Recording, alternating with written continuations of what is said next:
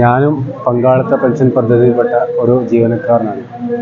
കൃത്യമായിട്ടുള്ള ഒരു രാഷ്ട്രീയ നിലപാടും രാഷ്ട്രീയ കാഴ്ചപ്പാടുമുള്ള വ്യക്തി തന്നെയാണ് ഞാൻ. പക്ഷേ പങ്കാളിത്ത പെൻഷൻ വിഷയം എന്നത് ആദ്യമേ തന്നെ രാഷ്ട്രീയവൽക്കരിക്കപ്പെട്ട ഒരു വിഷയമാണ്.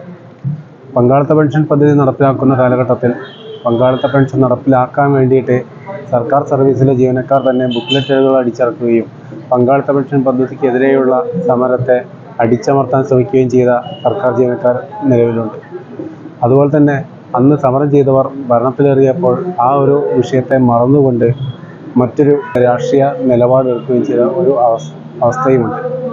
അതായത് പ്രതിപക്ഷത്തിരിക്കുമ്പോൾ കാര്യങ്ങൾ സംസ്ഥാന സർക്കാർ ചെയ്യണമെന്നും ഭരണപക്ഷത്തിരിക്കുമ്പോൾ കാര്യങ്ങൾ കേന്ദ്ര സർക്കാർ ചെയ്യണമെന്നും പറയുന്ന ഒരു രാഷ്ട്രീയ ഇരട്ടത്താപ്പ് നയം നമുക്ക് അംഗീകരിക്കാൻ സാധിക്കുന്നതല്ല.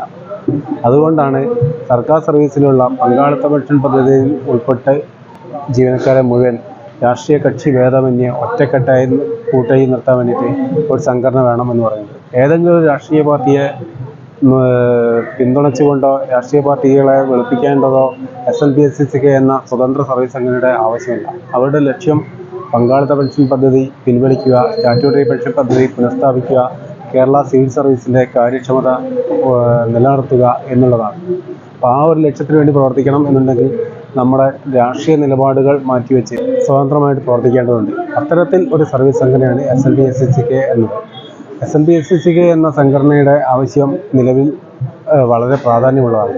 രാഷ്ട്രീയം പറഞ്ഞുകൊണ്ട് സർക്കാർ ചെയ്യുന്ന നല്ല കാര്യങ്ങളെ തള്ളിപ്പറയുവാനും രാഷ്ട്രീയത്തിൻ്റെ പേരിൽ സർക്കാർ ചെയ്യുന്ന തെറ്റായ കാര്യങ്ങളെ താങ്ങി നിർത്തേണ്ടതുമായ ആവശ്യം ജീവനക്കാർക്കില്ല. സർക്കാരിൻ്റെ നിലപാടുകൾ എന്താണോ അതനുസരിച്ച് നമ്മൾ പ്രവർത്തിക്കും.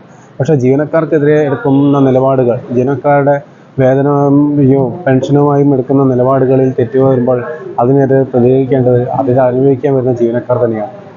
അതുകൊണ്ടാണ് SNPSCK എന്ന സംഘടനയുടെ കൂടെ ആ പങ്കാളിത്ത പെൻഷൻ പിൻവലിച്ച് സ്റ്റാറ്റ്യൂട്ടറി പെൻഷൻ പുനഃസ്ഥാപിക്കുന്നത് വരെ പ്രവർത്തിക്കാം എന്ന് തീരുമാനിച്ചത്.